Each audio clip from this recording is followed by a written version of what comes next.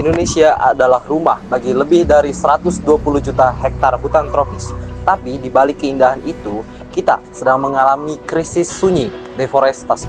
Menurut data yang dirilis oleh World Resource Institute pada tahun 2012, Indonesia menjadi negara terbesar ke-6 penghasil emisi karbon di dunia dengan 1,98 miliar ton emisi karbon dioksida per tahun. Di Sulawesi Tengah tercatat dari tahun 2000 hingga tahun 2018 lebih dari 559.961 hektar hutan yang hilang. Angka ini setara dengan 8 kali luas Jakarta. Penyebab utamanya adalah ekspansi tambang nikel, peluasan lahan sawit, serta pembakaran liar yang terus dibiarkan. Dampaknya bencana alam terus meningkat seperti longsor, banjir bandang, dan lainnya. Habitat satwa seperti tarsius dan juga anoa pun ikut terancam. Dan ini bukan hanya soal lingkungan. Masyarakat adat kehilangan rumah tanahnya. Sumber air bersih pun ikut tercemar. Bahkan jika tren ini terus dibiarkan, hutan Sulawesi Tengah terancam punah di tahun 2030 mendatang. Pada rentan tahun 2009 sampai 2013, bisa dikatakan bahwa Indonesia kehilangan hutan seluas 1,13 juta hektar setiap tahunnya. Jadi bisa kita ilustrasikan bahwa setiap menitnya hutan Indonesia hilang sama dengan luas 3 kali lapangan sepak bola per menit. Dengan laju deforestasi yang sangat tinggi tersebut, maka di tahun 2013 hanya tersisa sekitar 83 juta hektar hutan alam yang ada di Indonesia. Laju deforestasi turun signifikan terendah dalam 20 tahun terakhir. Deforestasi di Provinsi Kaya Hutan cenderung tetap tinggi dia, dan kalau secara tren panjang dia meninggi gitu ya. Provinsi Kaya Hutan dia turun dan habis. Dia kemudian mengangkat tren, mengklaim angka tren deforestasi itu menurun. Tapi yang menjadi pertanyaan bagi kami, apa effort yang dilakukan oleh pemerintah untuk menghentikan deforestasi? Ketika melepaskan kawasan hutan untuk kepentingan non-kehutanan, artinya adalah merencanakan deforestasi, dan sialnya adalah itu tidak semata pada untuk konsesi-konsesi tertentu. Jadi sebenarnya deforestasi kita nggak berbeda menurut saya. Yang menjadi soal adalah menjadi berbeda ketika pemerintah memperkenalkan istilah deforestasi neto, deforestasi bruto.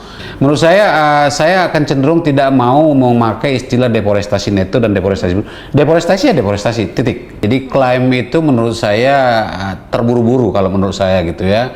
Karena ya lagi-lagi benar gitu, tapi apakah itu karena kinerja? Salah satu kasus paling mencolok ada di Kabupaten Morowali dan Bangkai. Di sana lebih dari 100 izin tambang diterbitkan dalam suatu dekade terakhir.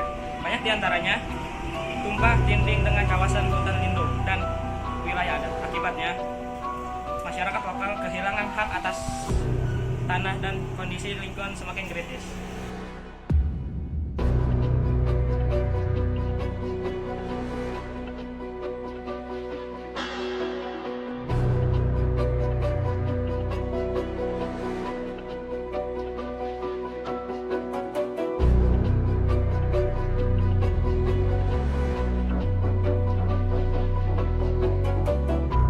Saat melakukan pengamatan dan studi Putsaka melalui data sekunder, kami menemukan bahwa banyak warga sekitar kini mengalami krisis air bersih. Bahkan beberapa wilayah yang dulu hijau kini hanya menyisakan lahan gersang dan batu kerikil bekas tambang. Mereka terpaksa bergantung pada air pada hujan, dan akses ke hutan semakin sulit karena rusak jalan akibat alat berat. Kita sebagai generasi muda bisa mulai dari hal-hal kecil seperti menanam pohon dan menjaga lingkungan sekitar.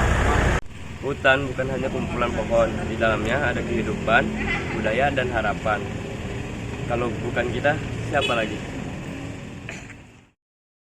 Selama periode tahun 2000 hingga 2018, Sulawesi Tengah mengalami deforestasi hutan yang cukup signifikan. Pada awal dekade tahun 2000 hingga tahun 2010, rata-rata kehilangan tutupan hutan berkisar sekitar 8.635 hektar per tahun. Total mencapai lebih dari 86.000 hektar. Namun, Kondisi ini memburuk tajam setelah tahun 2010.